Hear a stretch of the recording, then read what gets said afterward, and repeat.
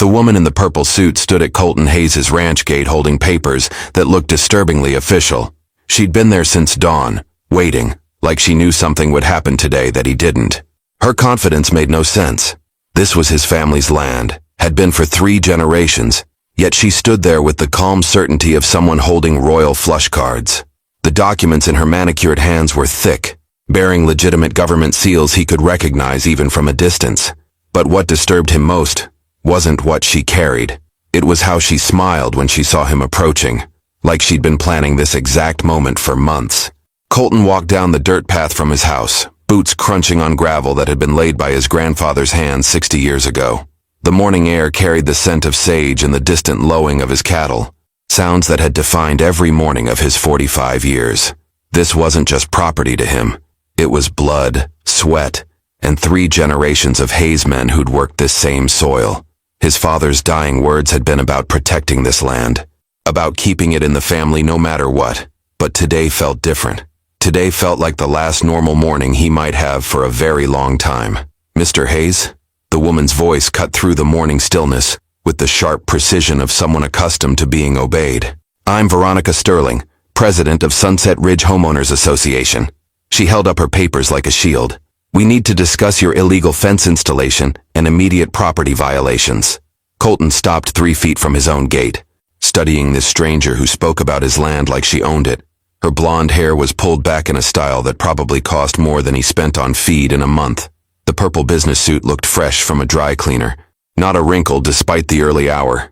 But it was her eyes that unsettled him most. They held the cold calculation of someone who'd already won a game he didn't know they were playing. "Ma'am, I'm not sure what association you're talking about, but this is private property. Has been since 1962. He gestured toward the fence line that stretched east toward the mountains. "That fence was put up by my father, approved by the county, and hasn't moved an inch in 30 years. Veronica's smile widened, revealing teeth as white and sharp as her intentions. "Mr. Hayes, I think you'll find that the mineral rights and subsurface access to this corridor were legally transferred to Sunset Ridge Development 3 months ago. Your fence is blocking our legally mandated access to those resources." She held up the documents with bureaucratic precision. "These federal easement agreements supersede any previous county arrangements your family may have had." The words hit him like a cold wind off the mountains. Mineral rights? Easement access. These weren't terms that belonged in conversations about his family's ranch. His father had never mentioned selling anything to anyone, and the old man had been meticulous about every detail of the property until the day he died. "I'm going to need to see some documentation," Colton said, his voice steady despite the growing unease in his chest. Veronica's laugh was like broken glass in morning air. "Oh, Mr. Hayes, I have all the documentation we need. The question is whether you're going to cooperate voluntarily, or if we'll need to involve the county sheriff's office." The threat hung between them like smoke, and Colton realized that whatever game was being played, the rules had just changed in ways he couldn't yet comprehend. Veronica Sterling opened her leather briefcase with practiced precision. Inside, Colton glimpsed geological surveys, mineral rights assessments, and aerial photographs of his property, taken from angles that suggested months of surveillance. But what caught his attention was a familiar document at the bottom of her stack. His family's original land grant from 1962. "How did you get that?" Colton demanded, pointing at the weathered paper that should have been locked in his father's filing cabinet. "Public records, Mr. Hayes," Veronica replied smoothly. "Though I suspect you haven't read the fine print lately." She pulled out the document, her manicured finger tracing lines of text that Colton had never bothered to examine carefully. Section 12 clearly states that mineral rights were retained by the federal government, while surface rights were granted to your family subject to existing railroad easements. Railroad easements? Colton's grandfather had mentioned the old railroad that ran through the valley decades ago, but the tracks had been removed long before he was born.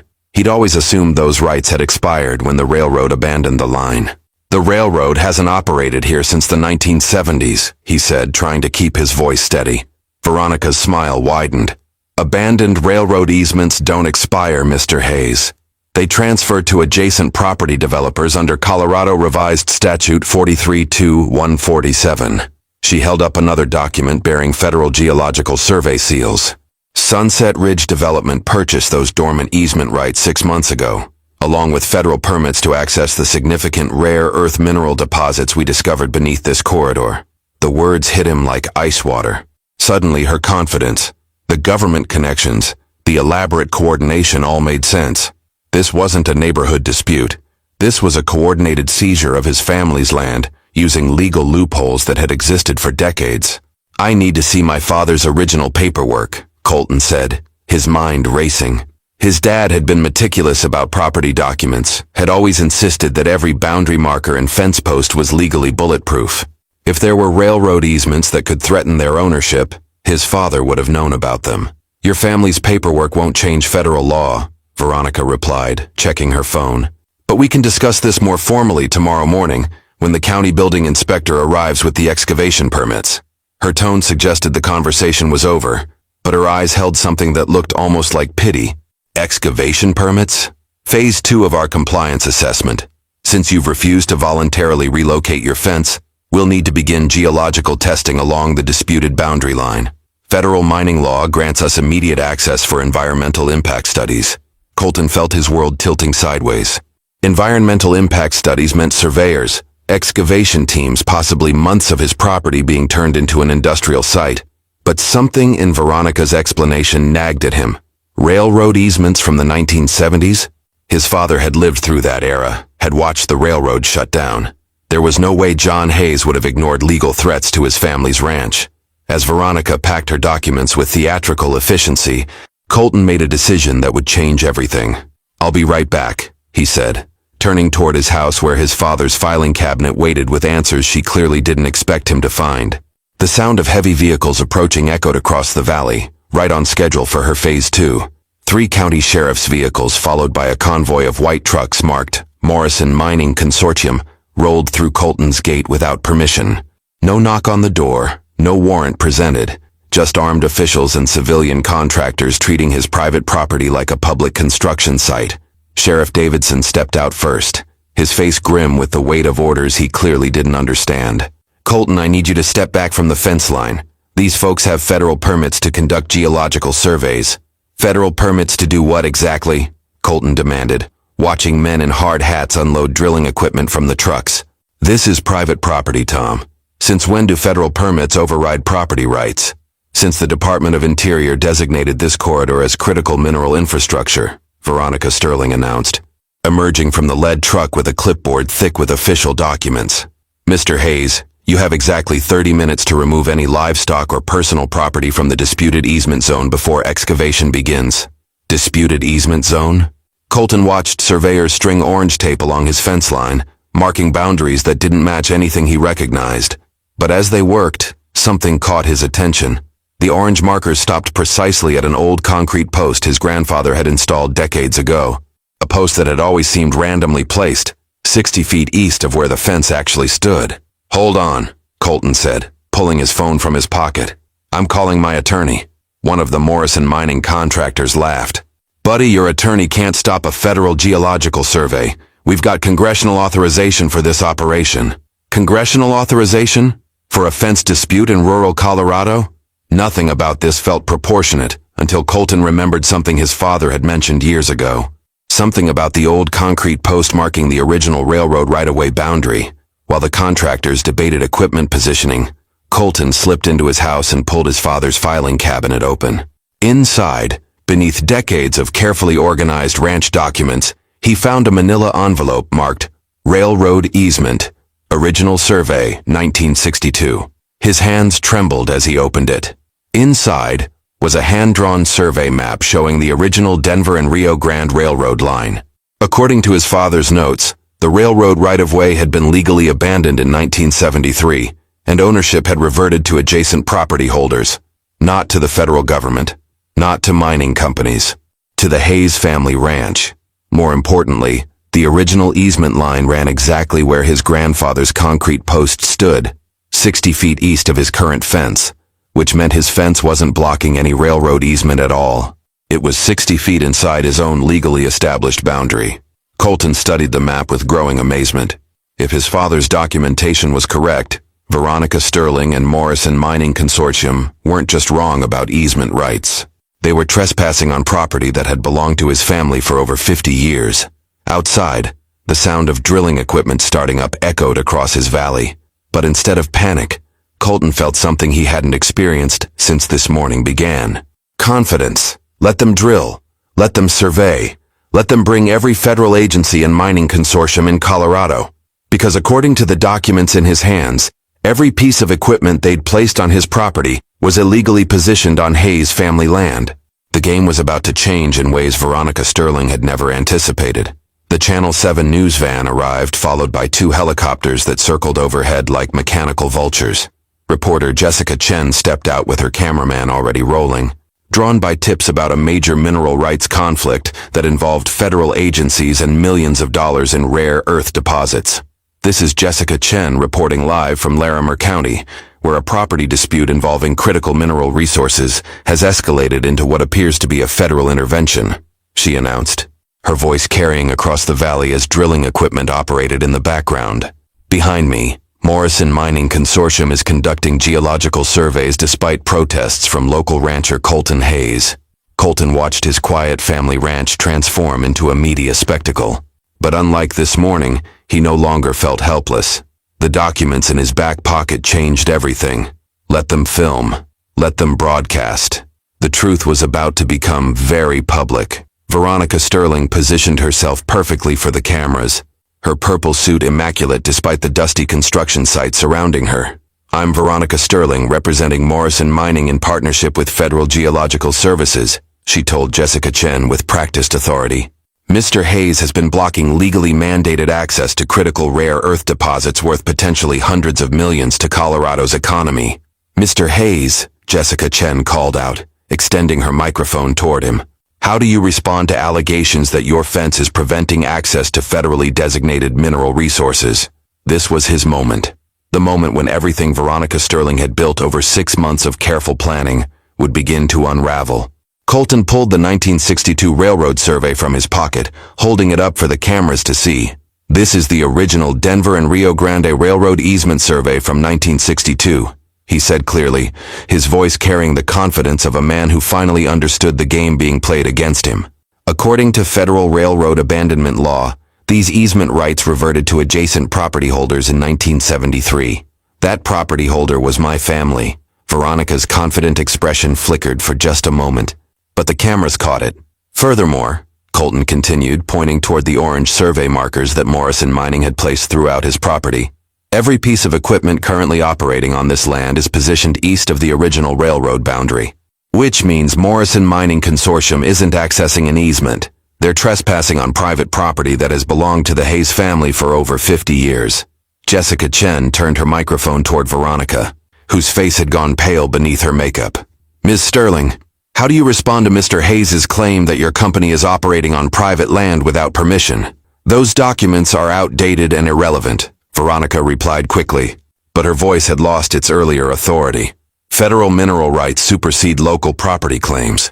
"Actually," Colton said, his smile widening as he saw understanding dawn in Jessica Chen's eyes, "federal mineral rights don't supersede surface property rights when the surface property was legally transferred under railroad abandonment statutes." The reporter was already sensing the story shifting beneath her feet. "Are you saying that Morrison Mining's entire operation is illegal?"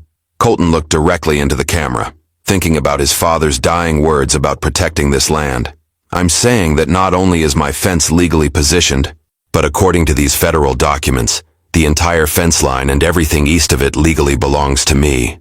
The sound of helicopters overhead suddenly seemed like the perfect soundtrack for the beginning of Veronica Sterling's very public downfall. Within 20 minutes of Colton's televised revelation, his phone exploded with calls from numbers across the country. CNN, Fox News, reporters who somehow already understood that this story was about much more than fence disputes. The ranch that had been silent for 60 years was suddenly the center of America's attention. "Mr. Hayes, can you confirm that Morrison Mining is operating without valid rights?" called out Marcus Webb from the Denver Post, who'd just arrived with a full camera crew. Before Colton could answer, Veronica Sterling stepped directly in front of the cameras. But something had changed in her perfect composure. Her hands shook slightly as she held her documents, and her voice carried desperation rather than authority. "That survey document is outdated and irrelevant to current mining regulations," she announced. But the words sounded hollow now that Morrison mining contractors were hastily packing their drilling equipment behind her. Jessica Chen smelled blood in the water. "Ma'am, if you have valid permits, why is your equipment being removed?" The question hit like a sledgehammer. Veronica's face flushed purple, matching her suit, as she scrambled for an answer that wouldn't come. The woman who'd arrived this morning with federal documents and senatorial connections was now fumbling in front of national television. Sheriff Davidson approached Colton with relief written across his face. "County attorney wants to see those railroad documents immediately," he said quietly. "If you're right about this, we've got people in Denver scrambling to figure out how this happened." People in Denver scrambling. The phrase sent ripples through the crowd of reporters, who began demanding answers about government oversight and mining industry corruption. Colton watched Veronica's carefully constructed narrative crumble in real time. But Veronica Sterling hadn't spent months building political connections without backup plans. She pulled her phone and made a call that everyone could hear, her voice rising in panic. "Senator Morrison? We need immediate intervention. Local authorities are blocking congressionally authorized operations." Senator Morrison. Congressional authorization. The word sounded impressive, but Colton noticed Morrison mining supervisors were still loading equipment onto trucks, their radios crackling with evacuation orders. "Senator Morrison personally oversees this project," Veronica announced to the cameras, but her confidence was cracking like old paint. "Federal mining interests will ultimately supersede local property claims." Jessica Chen caught the contradiction immediately. "If you have congressional backing, why are your contractors leaving?" Veronica's composed mask shattered completely. Her purple suit was wrinkled now, her perfect hair disheveled, her political ambitions dissolving on live television.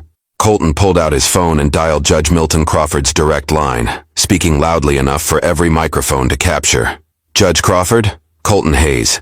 I need an emergency hearing about that fence line everyone's fighting over." He paused for effect. "Because it turns out the entire fence line legally belongs to me, and everything underneath it." The words hit the crowd like lightning. This wasn't just about fence disputes anymore. This was about millions of dollars in mineral rights that had belonged to his family all along.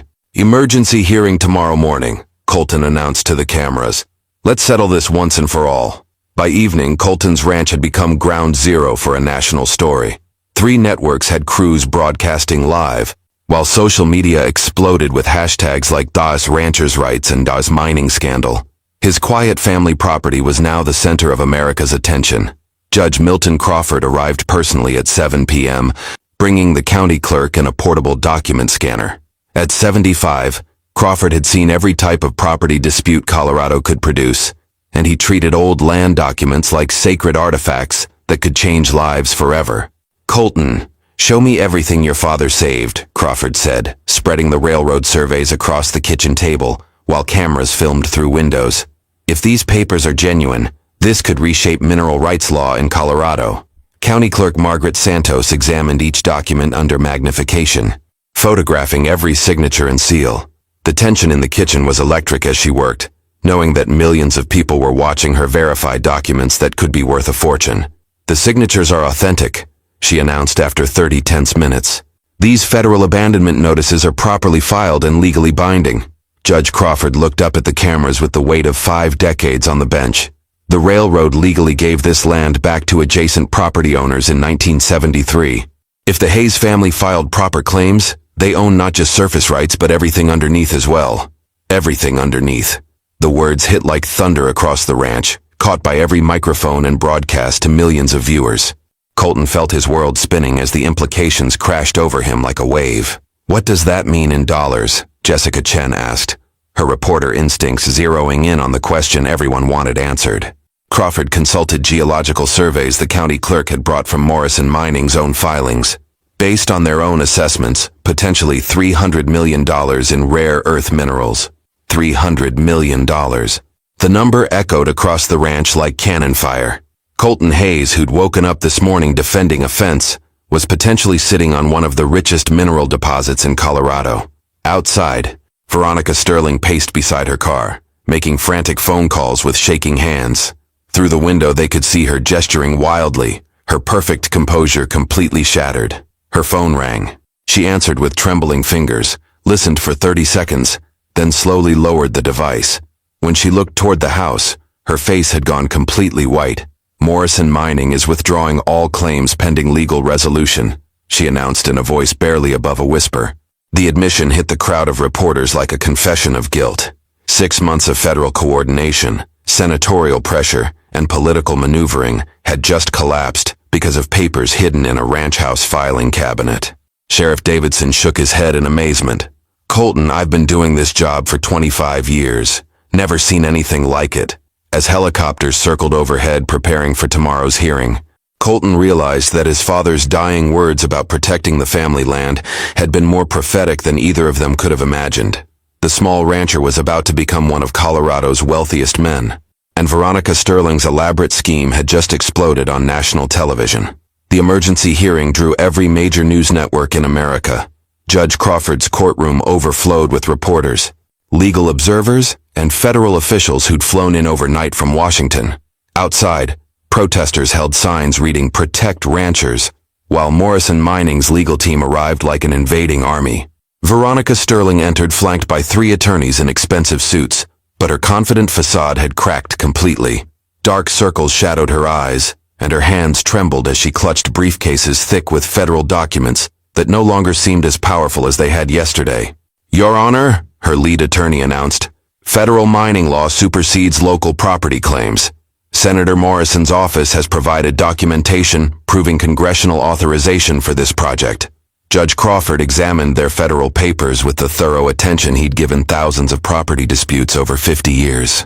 Behind him, cameras broadcast every moment to millions of viewers who'd been following the story since yesterday's dramatic revelation.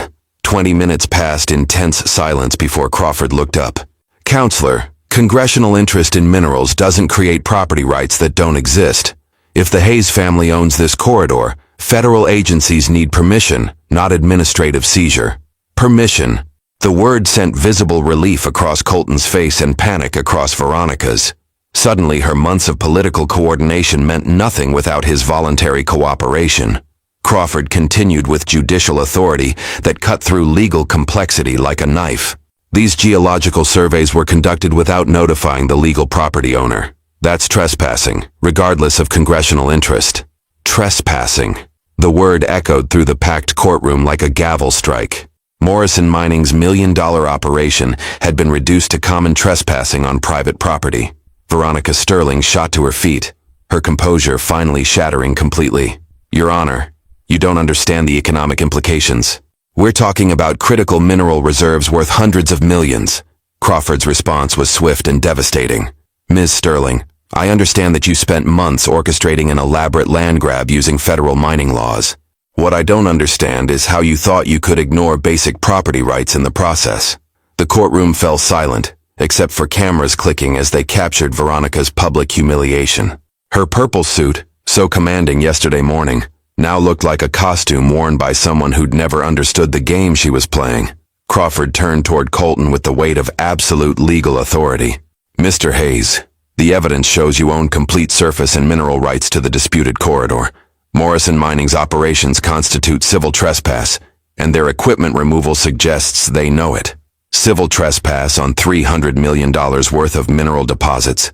Colton realized that not only had he won, but Veronica Sterling's ambitious scheme had transformed him into one of Colorado's wealthiest landowners. The gavel fell with finality that echoed across the nation. David had defeated Goliath, and every camera in America had captured the moment when justice prevailed over power.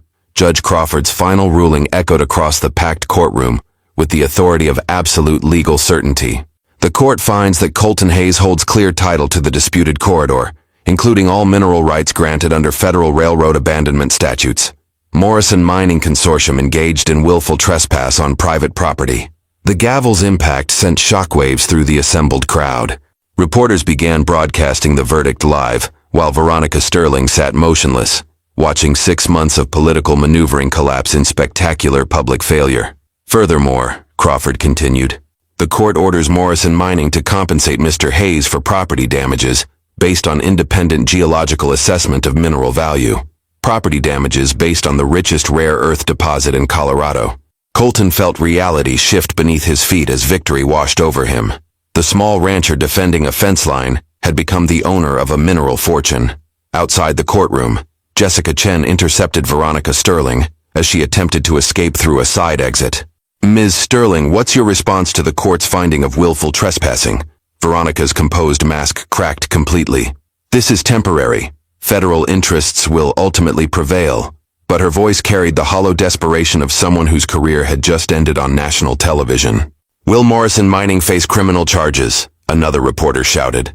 Veronica pushed through the crowd without answering, her purple suit wrinkled, and her political ambitions destroyed by the same media attention she'd orchestrated for her own benefit. Meanwhile, Colton stood on his front porch watching news crews pack equipment that had transformed his quiet ranch into the center of a national story. Sheriff Davidson approached with papers that would change his life forever. "Colton, these are the mineral rights certificates Judge Crawford ordered," Davidson said. "You now legally own extraction rights to what could be the richest deposit in Colorado. Rich enough to secure his family's future for generations. Rich enough to vindicate his father's dying words about protecting this land. But more importantly, the Hayes Ranch remained in Hayes family hands, defended by documents his grandfather had carefully preserved for exactly this moment." His phone buzzed with calls from mining companies and investment firms suddenly interested in legitimate negotiations. The rancher who'd woken up yesterday worried about fence disputes was now fielding offers that could reshape Colorado's mineral industry.